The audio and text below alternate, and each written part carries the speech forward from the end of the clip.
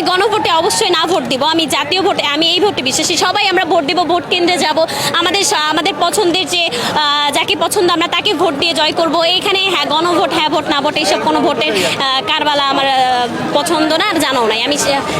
2026 সালের জাতীয় সংসদ নির্বাচনের দিনেই দেশবাসী আরেকটি ঐতিহাসিক সিদ্ধান্ত নেওয়ার সুযোগ পেতে যাচ্ছে, একটি গুরুত্বপূর্ণ গণভোটের মাধ্যমে।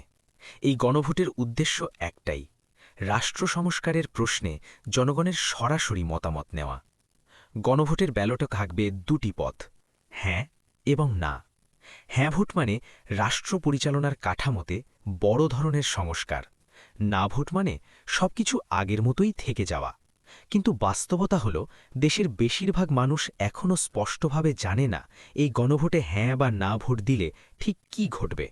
সে কারণেই এই আলোচনার প্রয়োজন। হ্যাঁ ভোট দিলে কি বদলাবে? হ্যাঁ ভোটের মাধ্যমে রাষ্ট্রের ক্ষমতার ভারসাম্য, নির্বাচন ব্যবস্থা এবং নাগরিক অধিকারের ক্ষেত্রে মৌলিক পরিবর্তনের পথ খুলে যাবে। প্রথমত, নির্বাচন ব্যবস্থায় সংস্কার আসবে।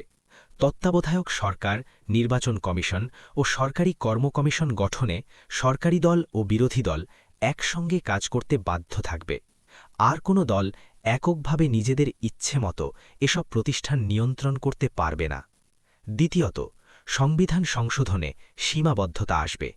সংসদে সংখ্যাগরিষ্ঠতা থাকলেই আর ইচ্ছামতো সংবিধান পরিবর্তন করা যাবে না। গুরুত্বপূর্ণ সাংবিধানিক সংশোধনের ক্ষেত্রে গণভোট বাধ্যতামূলক হবে, অর্থাৎ আইন পাশের আগে জনগণের মতামত নেওয়া লাগবেই।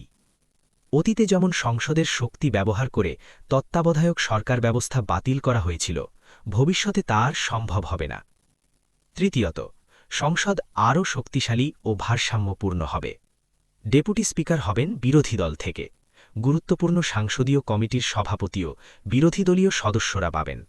এছাড়া প্রধানমন্ত্রী পদে কেউ সর্বোচ্চ 10 বছরের বেশি থাকতে পারবেন না, যাতে ক্ষমতা কখনো একজন বা একটি দলের হাতে দীর্ঘদিন কেন্দ্রীভূত না হয়।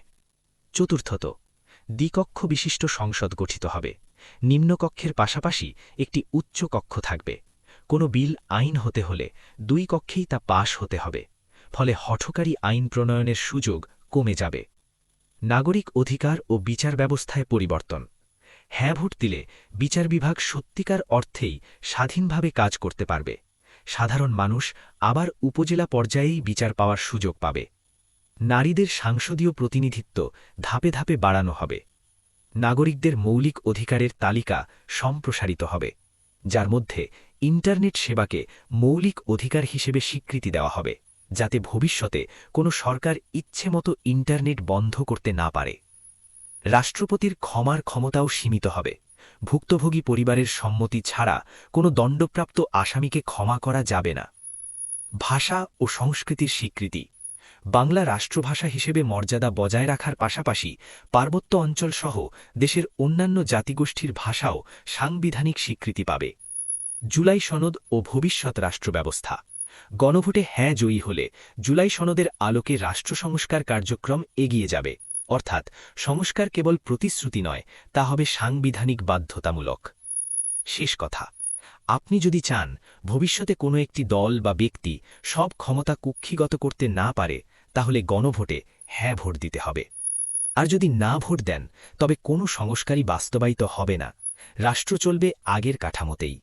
এই গণভোট আসলে শুধু একটি ভোট নয়, এটি ভবিষ্যৎ বাংলাদেশের দিক নির্দেশনা নির্ধারণের সিদ্ধান্ত।